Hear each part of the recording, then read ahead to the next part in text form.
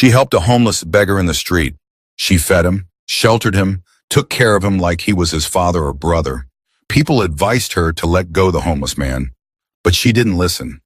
She continued to help him in any means possibly within her reach. But what they didn't know is the homelessness man's true identity. He was not just a homeless man. His true identity would shock everyone. If you're just tuning into this channel, please subscribe to our channel and give this story a thumbs up. Also tell us where you're watching from. The streets of Lagos never slept. Even as the sun dipped low behind the city skyline, the air still buzzed with shouting hawkers, distant car horns, and the steady hum of life. But for Adeobi, the world quieted the moment she sat behind her sewing machine. Her small tailoring shop, squeezed between a roadside fruit stand and a kiosk that sold recharge cards, was her entire world. She didn't have much, but she had dignity, work, and above all, a heart that beat for others. That evening, as the skies darkened and most shop owners packed up for the day, Adeobi stayed behind to finish a wedding gown for a customer who could barely afford it. She didn't charge much, she never did. She just wanted people to feel beautiful, especially the forgotten ones. It was just past 9 p.m. when she heard it, a low cough, then a groan. She looked up from her stitching and squinted toward the street lamp flickering in front of her shop. A man, cloaked in dirt, his clothes shredded like old rags, was slumped against the wall. His face was gaunt, his beard matted. He looked no older than 35, but hardship had aged him. "Jesus," Adeobi whispered, rushing out. People passed by, casting him disgusted looks. One woman pulled her child closer. No one stopped. "Sir," she said gently, kneeling beside him, "can you hear me?" His eyes fluttered open, weak, tired, but kind. "I haven't eaten in 3 days," he rasped. Without hesitation, Adeobi helped him up. He tried to resist, ashamed, but his legs buckled. "Please, I don't want to bother anyone," he murmured. "You're not a bother," Adeobi replied. "You're a human being." She helped him inside her shop, laying him on a mat she used during overnight sewing shifts. She grabbed bread and warm gari water from her food flask and placed it in his hands. The man stared at her, confused. "Why are you helping me?" he asked, his voice barely audible. Adeobi smiled. "Because someone helped my mother once, and I promised to do the same if I ever had the chance." Tears welled in his eyes as he sipped the gari. "My name is Chuka," he said softly. "I'm Adeobi," she replied. "Rest. Tomorrow's another day." She watched him sleep, curled up like a child on her thin mat. He had nothing, no bed, no shoes, not even a phone, but there was something about him. Not pity, something deeper. She couldn't explain it. Outside, the wind howled. Inside her tiny shop, two souls from opposite ends of life had found an unexpected connection. And somewhere beneath Chuka's broken appearance, a secret life waited to be revealed. The following morning, Lagos woke up loud and chaotic, as always. Roosters crowed against the distant honk of Danfo buses. Generators buzzed like mosquitoes, and the smell of frying akara drifted through the air. Adeobi had barely slept. She sat cross-legged beside her sewing machine, her eyes fixed on the man who still lay curled on her mat. His breathing was steady, his face more peaceful now. In the calm morning light, she could see details she hadn't noticed before. His fingernails were clean, though cracked. His hands, rough yet firm, didn't look like those of a man who'd lived on the streets long. His face, though unshaven and dirt-streaked, bore the bone structure of someone once admired. Who was he really? Chuka stirred and slowly sat up, rubbing his eyes. "You're awake," Adeobi said softly. His eyes found hers. "I thought I dreamed it. You helping me." She handed him a warm cup of pap she'd prepared from her last portion of cornmeal. "No dream, just kindness," she said with a small smile. He took it with trembling hands. "I don't know how to thank you." "You don't have to, just get better." Chuka drank slowly, his body still weak. "You don't even know me." "Maybe that's the point," Adeobi said, rising to open her shop's wooden shutters. Morning light spilled into the room. She went about folding fabric, arranging threads, and preparing for the day's work. But she could feel his eyes following her, watching her move with quiet diligence, like a woman used to enduring more than she shared. I should leave before I become a burden, he said after a while. Adeobi turned to him, her voice firm. Where would you go, Chuka? The streets? Back to starving? His silence was an answer. You're not going anywhere. You'll stay here and get your strength back. I have some wrappers I can use to sew you a clean shirt. I can't let you spend your money on me. It's not money, she said. It's love cloth. That's what my mother used to call it. Fabric you keep not to sell, but to bless someone who needs it. He stared at her for a long moment. You're not like other people. Adeobi chuckled. Maybe I'm foolish. No, he said seriously. You're rare. Just then the door swung open and a loud voice cut in.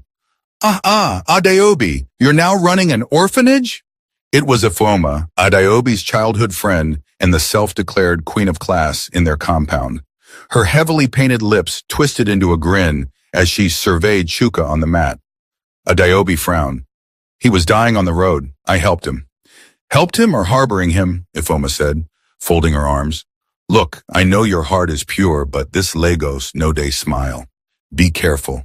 People like this, if fit, be thief. Ifoma, abeg go do your makeup business, Adobe said, more sharply than she intended. Ifoma sighed dramatically and walked out, heels clicking against the concrete floor. Chuka lowered his eyes. Maybe she's right. She's wrong, Adobe said firmly. You don't have to tell me your story if you're not ready. But I trust my spirit. He looked up, emotion flickering in his gaze. You're risking your own safety for a stranger. She softened. Maybe I see something in you that even you don't see anymore.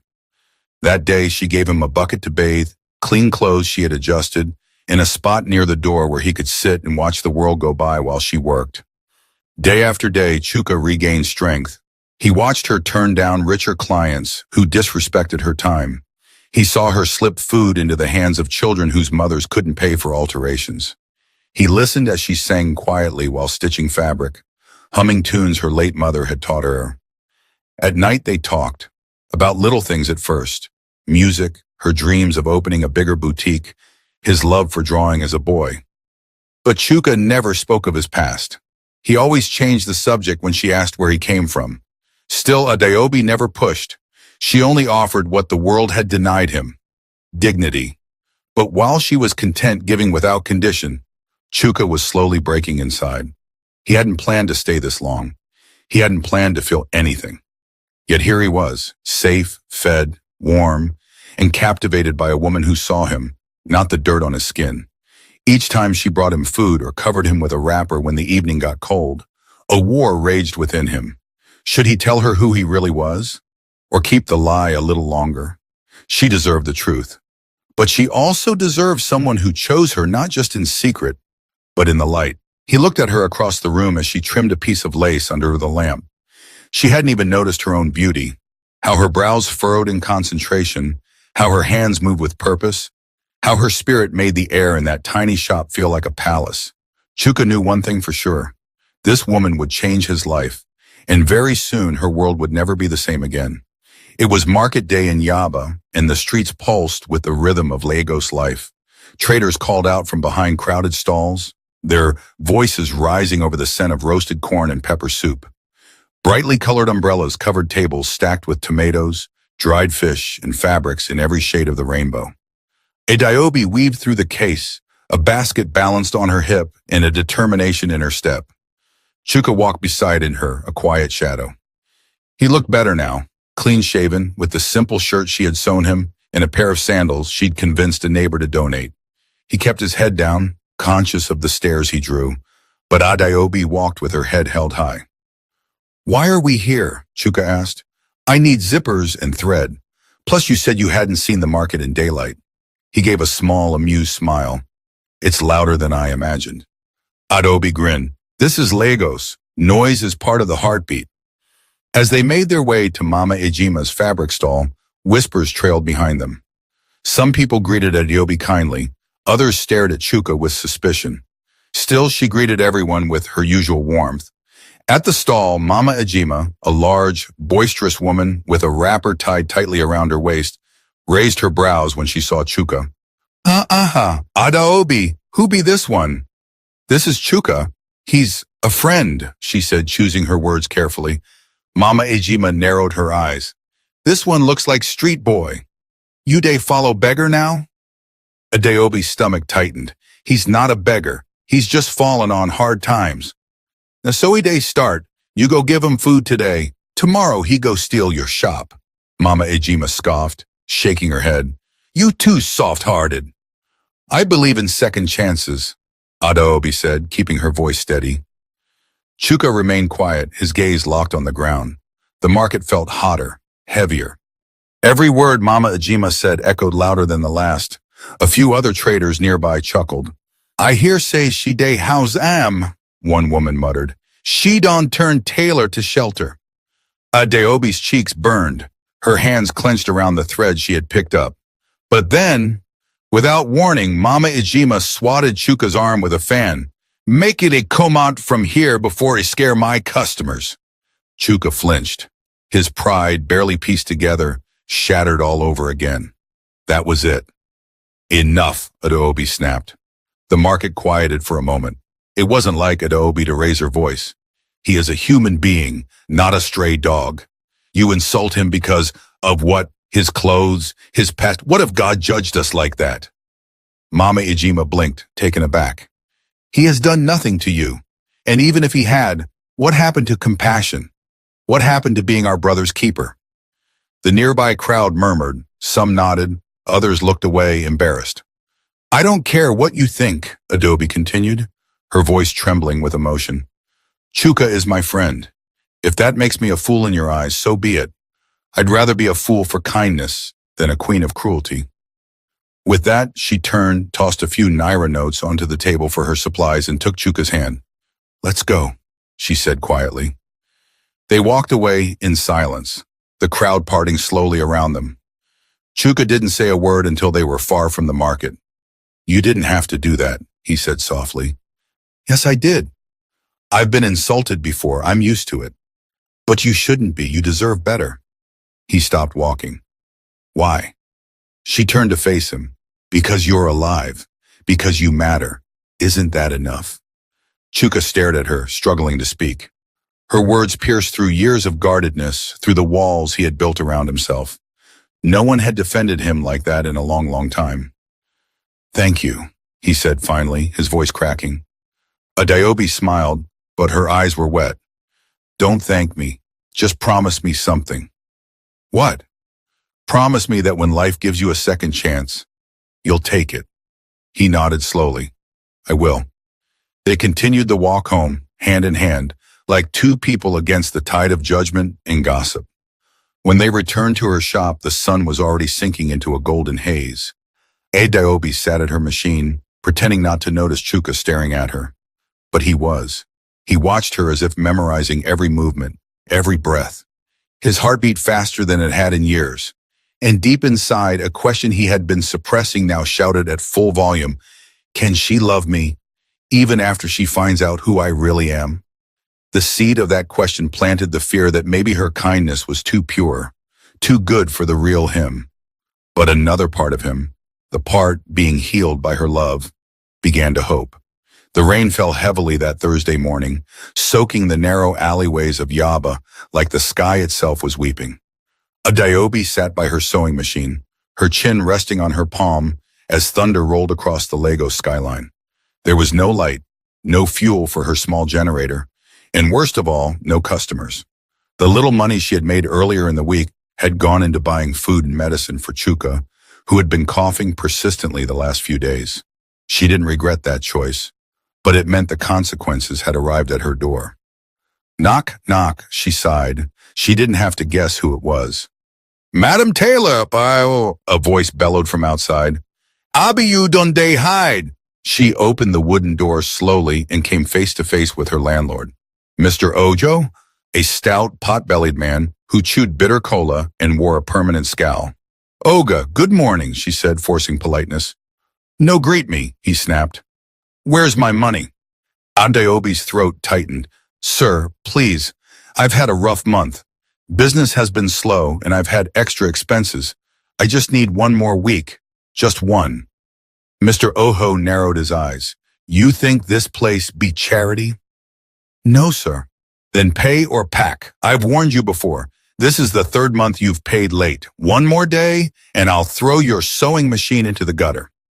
Tears stung Adeobi's eyes, but she kept her head up. Please, just a few more days. Mr. Oho turned to walk away, then stopped. That man you're hiding in your shop. He fit afford rent? Adeobi flinched. You better be careful, Adeobi. Kindness doesn't pay bills, he spat, then stomped off. She closed the door and leaned against it, her breath shaking. Chuka, who had been sitting quietly by the corner listening to everything, slowly rose. I'm so sorry, he said. This is because of me. No, it's not. This is Lagos. There's always something. You're helping me while you're drowning. I'm not drowning, she lied, just swimming in deep water.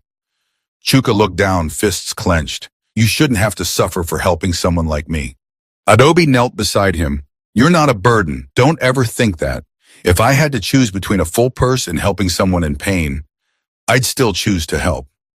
He looked into her eyes and saw something he couldn't explain. Strength, peace, grace. That night, after Adeobi had gone to sleep, Chuka stood in the corner of the shop and stared at her resting form. His mind raced. He couldn't take it anymore. He had the power to fix everything. Yet he remained hidden, paralyzed by fear. Would she still see him the same if she knew the truth? Would the warmth in her eyes turn to calculation, like so many others? He reached into his torn trouser pocket and pulled out something she had never seen, a tiny, worn card folded tightly in plastic. It had a phone number and a name, his driver. He slipped out silently into the night, barefoot, hood pulled over his head, and walked into the rain. The next morning, Adeobi woke up to an unusual stillness. The rain had stopped, but Chuka was nowhere to be found. Panic surged in her chest. Chuka? She called. Chuka! No answer. She searched the street. Nothing. By noon, she had accepted the worst. Maybe he had run. Maybe he was ashamed. Or maybe he thought she'd be better off without him. The pain hit her like a knife. Not just fear, but loss. He had become part of her days, her silence, her heart. Her hand trembled as she sat behind her sewing machine again, this time unable to work. The shop felt emptier than it ever had. But just then, knock, knock, knock. She opened the door slowly, expecting Mr. Oho again. Instead, it was the landlord's daughter holding a white envelope. Good afternoon. My papa say make I give you this. Adeobi opened the envelope cautiously. Inside were crisp Naira notes. A full month's rent, plus 2 months in advance. What is this? She whispered. The girl shrugged. Some man pay him this morning. Tall, quiet, barefoot, no talk much. Just drop the money, leave. Adeobi's eyes widened. Where did he go? He no sabi. He enter keiki and disappear. Adeobi clutched the envelope to her chest, breathless. It was him. Somehow, it was him. He had gone out in the rain. For her. The mystery only deepened. Who was Chuka? How had he gotten that kind of money? And why did he hide it? She sat on her mat that night, watching the doorway long after sunset, hoping he would return. But Chuka did not come back. Not that night. Not the next day. Not for a long time. But even in his absence, he left something behind. An echo of quiet love, an act of sacrifice, and a question that wouldn't let her rest. What kind of beggar pays 3 months' rent in secret and then disappears into the night? 2 weeks passed. Adobe tried to move on with her life, but the silence Chuka left behind followed her like a shadow. She still looked at the mat in the corner of her shop every night, half hoping she would see his gentle eyes watching her again. But it remained empty, cold, still. Every knock on the door made her heart leap.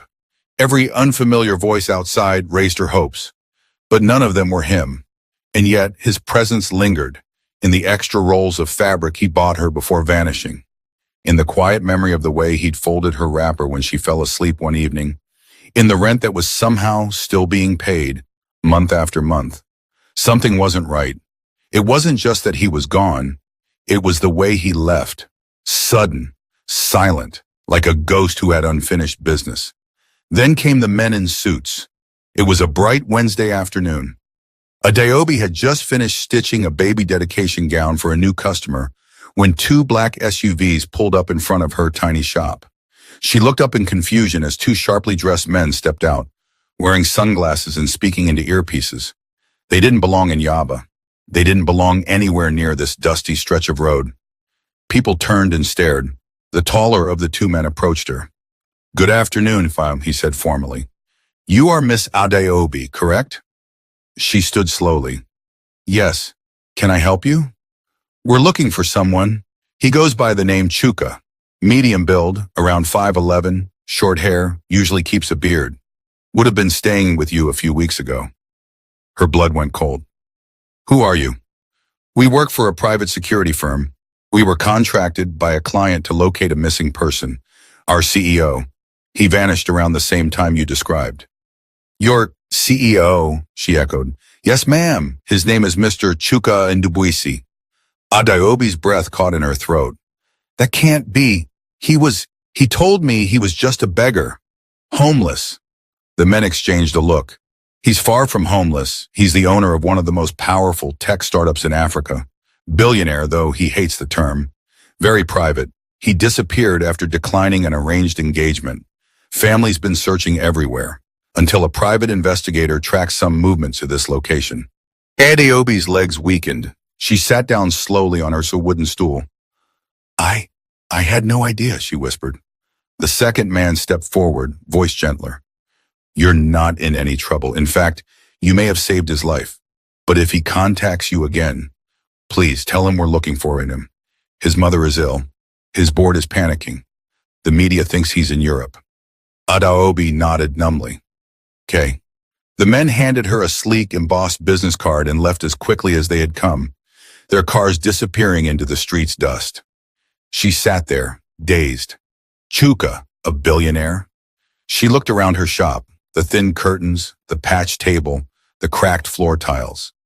He had lived here, slept on her mat, drunk her pap, helped her sweep the compound. She had spoken to him as an equal, loved him as one of her own. He had hidden it all. But why? That night, as she sat in silence, she remembered something.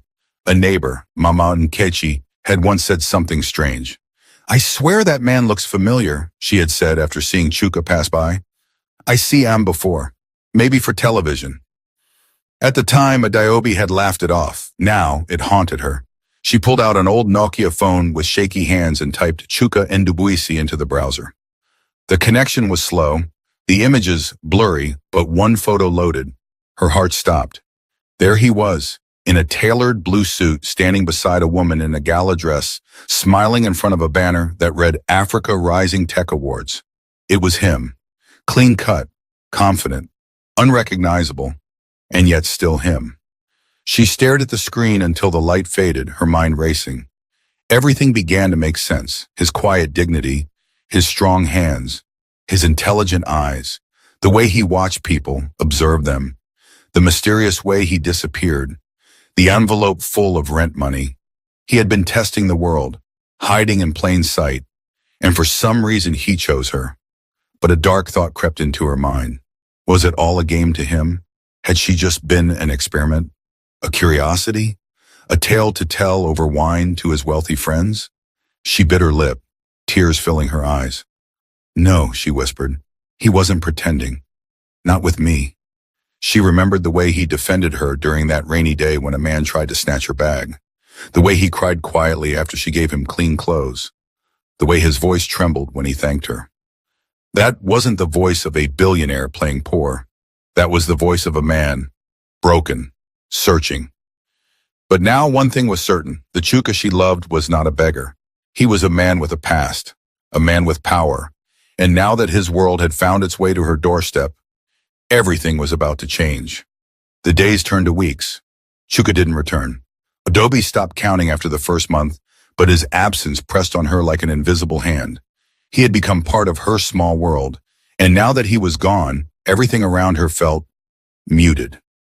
The buzz of the sewing machine no longer brought her peace. Even the laughter of neighborhood children seemed distant. He had vanished like the Lagos rain, intense, cleansing, and gone too soon. And though he was no longer there, he was everywhere. in the empty mat folded in the corner of her shop, in the untouched cup she used to give him water, in the silence that now greeted her every morning. Adeobi tried to carry on. She still worked, still greeted her customers with that familiar smile, but it no longer reached her eyes. Something in her had changed, something she couldn't explain. Her friend Ifeoma noticed. "You've not been yourself lately," she said one day while they shared roasted plantain by the roadside. Adeobi said nothing. "You're still thinking about him?" Adeobi gave her a look. "You wouldn't understand." "I might," Ifeoma replied gently. "I think he meant more to you than you let on." Adeobi sighed. "He came into my life like a whisper. Quiet, gentle, and now he's just gone." "And now you've found out he's a billionaire," Ifeoma added with a smirk. "That part must hurt." Adeobi shook her head slowly. "It's not about the money, Ifeoma, it's the lie. He didn't trust me enough to tell me the truth." Ifeoma softened. "Maybe he was scared. Maybe he thought you'd see him differently." "Would I?" Adeobi whispered, more to herself than anyone else. "I don't know." That night, alone in her shop, Adeobi brought out the business card the men in suits had given her. She stared at it for a long time. Her fingers hovered over her phone. She could call. She could demand answers. She could march into whatever mansion he now lived in and confront him. But she didn't, because deep down she didn't want to chase him. She wanted him to come back, freely, to choose her the way she had chosen him when he had nothing. Far across the city, in the penthouse suite of one of the most luxurious hotels in Victoria Island, Chuka sat by a window, his thoughts lost in the night skyline of Lagos. The city below glittered with life, but inside him, emptiness. He had returned to his world, his empire of meetings, boardrooms, fake smiles, and curated headlines. But nothing felt real anymore, not since he left Adeobi. His assistant knocked gently. "Sir, your schedule, cancel everything tomorrow," he said, not turning from the window. "Yes, sir." As the door closed, Chuka ran a hand through his hair. He had left to protect her, to keep her away from the mess of his powerful world. But every second without her felt like a betrayal of everything she had given him. Her warmth, her kindness, her courage. She had loved him when he had nothing. She saw him when the world ignored him, and now she probably thought he used her. The thought made him wince. He stood staring at his reflection in the glass. Suits, wealth, status. It meant nothing without her. "I need to make it right," he said aloud. His decision was clear. The time had come, not to send a message, not to make a call, but to face her. Face the woman who saw his soul before the world remembered his name. It was an ordinary Tuesday afternoon, or so Adeobi thought. She had just finished adjusting a lace blouse for a customer when a delivery man appeared at her shop entrance, holding a golden envelope. "Miss Adeobi?" he asked, glancing at a clipboard. "Yes," she replied hesitantly. He handed her the envelope, gave a brief nod, and walked away without a word. Confused, she turned it over in her hands. The paper was thick, elegant, and embossed with a strange crest she didn't recognize. Carefully, she broke the seal and pulled out a folded card inside. Her eyes widened as she read, "You are cordially invited to the Faces of Africa Fashion Showcase Gala Date, Friday 6 p.m. Venue, the Orchid Grand Hotel, Victoria Island. Guest of honor, Mr. Chuka Ndububwisi. Special acknowledgement, Adeobi, Master Tailor, Yaba District." Her hands trembled. Chuka. It was the first time she'd seen his name written with full weight since he left. Not just Chuka, but Mr. Chuka Ndubwisi, the billionaire. The man who had vanished from her life without a word was now listed as the guest of honor at one of the biggest fashion events in the country. Why had he invited her? Was this some kind of joke? A test? She stared at the invitation for a long time, heart pounding. Then she tucked it carefully into her drawer and sat in stunned silence. The night of the event arrived faster than she expected. Adeobi had nothing fancy to wear. Her best work was usually stitched for others, not herself. But that day, she did something she hadn't done in years. She sewed a dress for herself, a deep emerald green gown, modest but regal, with flowing sleeves and soft embroidery. She styled her hair into a neat bun, slipped on her only pair of heels, and took a deep breath before stepping into the taxi she had reluctantly ordered with borrowed funds. The ride to Victoria Island felt like a dream. The streets widened, the buildings rose higher, the lights grew brighter. It was a different world. When she arrived at the Orchid Grand Hotel, she hesitated at the entrance, staring up at the chandeliers and polished marble like a villager entering a palace. But the usher, smiling warmly, recognized her name and led her inside with respect. The ballroom was breathtaking. Golden lights, soft music, and the most elegant crowd Adeobi had ever seen. Designers, journalists, influencers, all mingling over champagne and hors d'oeuvres. She stood awkwardly at the back, unsure of where to go or what to do. Then the lights dimmed. A hush fell over the room as a spotlight beamed onto the stage. A man in a black tuxedo stepped up to the podium. "Ladies and gentlemen," the announcer began, "we welcome you to the 10th annual Faces of Africa Gala, a celebration of resilience, creativity, and vision. Tonight, we honor a man who has not only revolutionized the tech world, but has also reminded us what humanity truly looks like." The crowd turned. Adeobi's breath caught in her throat. There he was, Chuka, dressed in a simple, elegant black suit, no longer bearded and barefoot, but regal, confident, magnetic. His eyes scanned the crowd until they found hers. Time stopped. For a moment, it was just the two of them in that vast ballroom. Then Chuka stepped forward, took the mic, and said quietly, "I disappeared for a while, and I met someone who changed my life. She didn't see a billionaire. She didn't even know who I was. She just saw a man who needed help, and she gave me love, dignity, and shelter without asking for anything in return." The crowd murmured. He looked at Adeobi again, his voice trembling. "And tonight, I want the world to know who she is." A quiet stillness swept over the ballroom. All eyes were now on Adeobi, standing near the back of the hall in her green gown, stunned, breathless, unable to move. Every flash of the camera, every murmur in the crowd faded beneath the pounding of her heart. And then Chuka extended his hand toward her. "Please," he said into the microphone, "come forward." Adeobi hesitated for only a moment. Then, dignified, graceful, she began to walk. The room parted for her like the Red Sea. Those who had ignored her moments ago now turned to stare in awe. Who was this woman the billionaire was honoring? Who was this simple tailor who had captured a giant's heart? As she reached the stage, Chuka took her hand and helped her up gently, as though touching something sacred. Tears shimmered in Adeobi's eyes. "I don't understand," she whispered. Chuka smiled, lowering his voice so only she could hear. "I didn't come to Yaba to test people. I came because I was broken. I couldn't trust anyone anymore. Not with my money, my name, or my heart. I needed to disappear, to feel real again. And in that dark place, God led me to you. But why didn't you tell me? Because I was afraid that the moment you knew the truth, I'd lose the one person who saw me, not my bank account. You gave me a kind of love I didn't think existed anymore." He turned to the audience. "She fed me when she had little. She defended me when I was despised. She gave me a place to sleep when I didn't even have a name. And in doing so, she reminded me who I really was. Not just a businessman, not just a public figure, but a man capable of being loved, without conditions." A hush fell over the room. And then, with his voice cracking just slightly, Chuka turned back to her. "I came here tonight not just to thank you, Adeobi, but to ask you something." The crowd gasped as Chuka dropped to one knee and pulled a small black box from his jacket. The lid opened, revealing a diamond ring so dazzling it seemed to catch the light of every chandelier above. "Adeobi," he said, "I don't have a mansion worthy of your heart, but I'll build you one. I don't have the perfect past, but I'll give you my future. Will you marry me?" The world stood still. Adeobi looked down at him.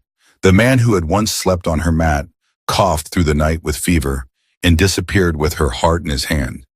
Now here he was, on one knee, asking to make her his wife in front of the most powerful people in the city. Tears spilled down her cheeks. She nodded slowly. "Yes," she whispered. Yes, I will. The room erupted in thunderous applause. Flashbulbs lit the stage. Reporters scrambled to write headlines. But Adaobi didn't hear any of it. All she could hear was the sound of her heartbeat and the quiet promise in Chuka's eyes that this was real. That despite the wealth, despite the cameras, despite the fairy tale setting, he was still the man who once sat quietly beside her sewing machine, watching her change the world one stitch at a time. A year later, Adaobi's small shop had become the foundation of an empire.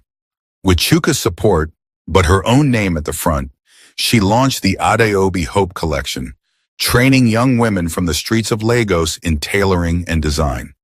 The same mat Chuka once slept on now hung framed in her office, a symbol of humility, faith, and love. Because beneath the rags, behind the beard, under the silence, she hadn't just saved a homeless man. She had found a king. And in the end, the world didn't change her. She changed it.